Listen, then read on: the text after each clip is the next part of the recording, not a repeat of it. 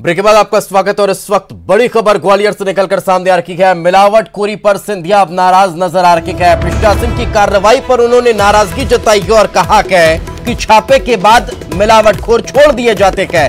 मंत्रालय के आदेश के बिना आरोपी न छूटे। ज्योतिरादित्य सिंधिया की मंत्रियों को नसीहत और कहा और कि किसी भी तरह से अगर मिलावटखोरी पर कार्रवाई हो रही है, मिलावटखोरों पर अगर छापा मारा जा रहा है तो फिर उन्हें छोड़ा क्यों जा रहा है। मंत्रालय के आदेश के बिना उन्हें नहीं छोड़ा जाना चाहिए। ज्योतिरादित्य सिंधिया ने ये नसीहत मंत्रियों को दी है।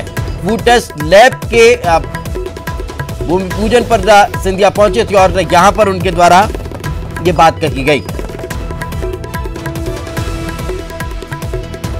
दरअसल मिलावटखोरों के खिलाफ लगातार प्रशासन मुस्तैद नजर आ रहा है। लगातार शासन की निर्देश के बाद प्रशासनिक अधिकारी खाद्य विभाग की टीम जुटी हुई है, लेकिन सवाल उन्होंने ये किया है कि अगर छापा मारा जाता है तो उसके बाद अनियमितता पाए जाने पर, मिलावटखोरी पाए जाने पर मिलावटखोरों को छोड़ क्यों दिया जाता है। हमारे सहयोगी सुशील कौशिक हमारे साथ जुड़े हुए हैं। सुशील, और क्या कुछ कहा सिंधिया ने, किस तरह की नाराजगी नजर आई? देखिए, कहीं ना कहीं आज जो फूड टेस्टिंग लैब का शिलान्यास करने पहुंचे थे ज्योतिरादित्य सिंधिया, तो उन्होंने यही कहा मंच से, जो स्वास्थ्य मंत्री तुलसी सिलावट बैठे थे उनको, कि जो मिलावटखोर हैं वो पकड़े जाते हैं तो उन्हें किसी भी हाल में छूटना नहीं चाहिए, उनके खिलाफ सख्त कार्रवाई करना चाहिए। क्योंकि ये बात साफ है कि अगर मिलावटखोरी पाई जाती है और मिलावटखोरों का काम सामने आता है तो उनको छोड़ देना मतलब ये है कि जनता की सेहत के साथ और भावनाओं के साथ खिलवाड़ करना है। और यही वजह है कि ऐसे लोग अगर छूटते हैं तो फिर जो है मिलावटखोरी का काम लगातार चलता रहेगा। यही वजह है कि उन्होंने मंत्रियों को नसीहत दी, हिदायत दी और कहा कि किसी भी हाल में मिलावटखोर बचना नहीं चाहिए। जो काम गलत है उसके लिए उनको सजा जरूर मिलना चाहिए, चाहे वो किसी रसूख से ताल्लुक रखते हो या फिर कैसी भी परिस्थितियां बने, लेकिन मिलावटखोरों को नहीं छोड़ना चाहिए। ये उन्होंने साफ हिदायत दी है आज। बिल्कुल सुशील, लेकिन तुलसी सिलावट तो उन्हीं के गुट के मंत्री माने जाते हैं, उन्हीं के शागिर्द माने जाते हैं। स्वास्थ्य विभाग का वो संभाल रखे हैं और उनके तरफ से इस तरह की मुहिम लगातार प्रदेश में चलाई गई और छापे को लेकर लगातार वो कहीं ना कहीं सक्रिय नजर भी आए। तो क्या नसीहत डायरेक्ट भी दी जा सकती थी इस तरह से सार्वजनिक तौर के अलावा?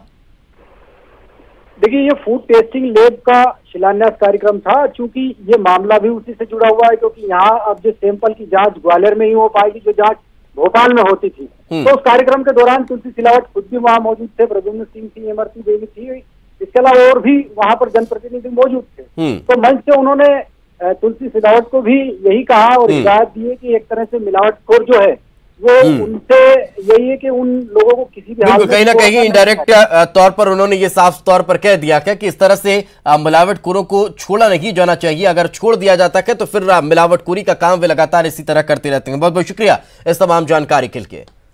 आगे बढ़ते हैं, जबलपुर से बड़ी खबर। पूर्व विधायक पर बेटी के आरोप का मामला। सुरेंद्र नाथ सिंह पर बेटी ने आरोप लगाए थे।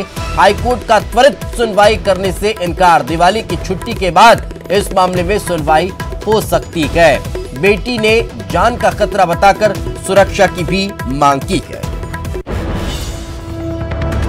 तो आपको बता दें, भाजपा के पूर्व विधायक सुरेंद्र नाथ सिंह पर बेटी द्वारा आरोप लगाने का मामले में त्वरित सुनवाई से हाईकोर्ट ने इनकार कर दिया है और कहा कि दीपावली के अवकाश के बाद की याचिका पर सुनवाई हो सकती है। 31 अक्टूबर को अब इस पूरे मामले में सुनवाई की जा सकती है।